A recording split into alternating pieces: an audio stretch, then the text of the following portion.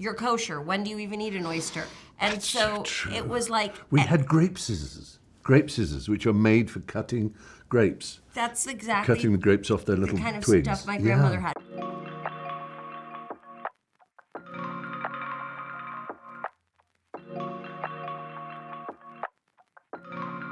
What was extraordinary about that is that it was very similar to my European families, my Jewish families, that I suppose you call it slightly haute bourgeois little objects, teacups and sort of dainty things that, because there are all kinds of different stories that different families have and different objects mean things, but a teacup it's a sign of belonging and being proper and trying to do things in a gentlemanly way and, having the proper tea set.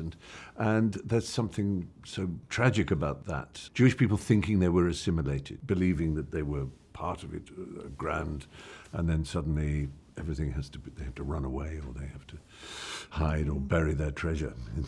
Well, my family in Jews in post-war America, it was very much about, for my grandmother especially, it was very much about having all the things, the perfect things that told the story of being an American. And she did. She was, we have a line in the film about how my character's mother would iron everything and fold everything and keep these incredibly orderly, beautiful shelves. And my grandmother was like that. It was like, a specific plate that's just for eating oysters. How often do you eat an oyster? You're kosher. When do you even eat an oyster? And so it was like... We had grape scissors, which are made for cutting grapes. That's exactly... Cutting the grapes off their little the kind of twigs. Stuff my grandmother had. But now it's all in... I have my grandmother's bedroom set. I did have to strip the paint off because it was extraordinarily hideous. But I have her dishes and... They've come to mean something different to me than they did.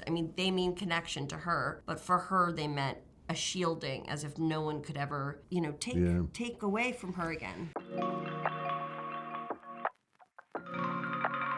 I was amused by an irony that the film was set in the late 1980s, early 90s, the Solidarność period in Poland, but it was nonetheless still everything. The buildings we needed for locations were part of the communist Poland, grim, terrible buildings. Poland is one of the most economically successful nations on earth. It has grown and grown every year. And there were really no local places that we could film that were like that. So we had to go to Germany to find communist architecture and grim towns. Gera and Halle, in the Old East, are more like communist Poland than anywhere in Poland. And there's a sort of joke in that somehow, given the history of Poland and Germany.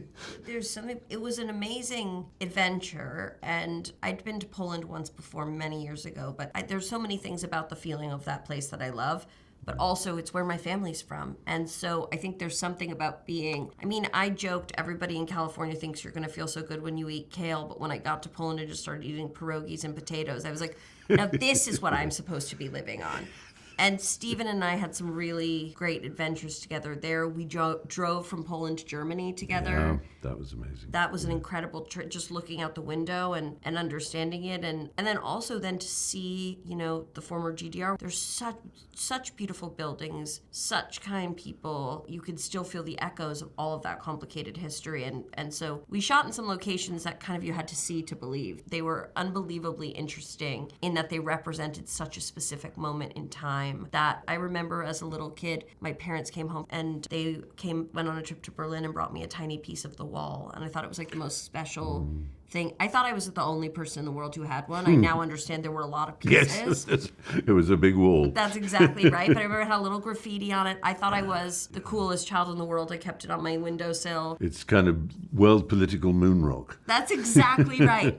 I loved my moon rock, but it was such a period in time that I was barely able to think when those changes happen. So, and of course, on the drive to Germany, there isn't a line where suddenly this was all Polish, everything looked Polish, the shops were Polish, the fields were Polish, the trees were Polish. Woo! Look, this is Germany now, everything's German. It's such a slow gradation, and the names become slightly more Germanic and slightly less Polish, but you're still well inside Poland. In Germany, there's still names ending in ski on the shops, and you realize that, of course, it's only a completely made made-up idea that there should be a line here.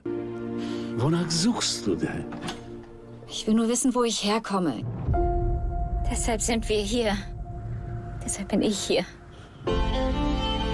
Du kriegst anscheinend einfach nicht genug von der ganzen Katastrophe.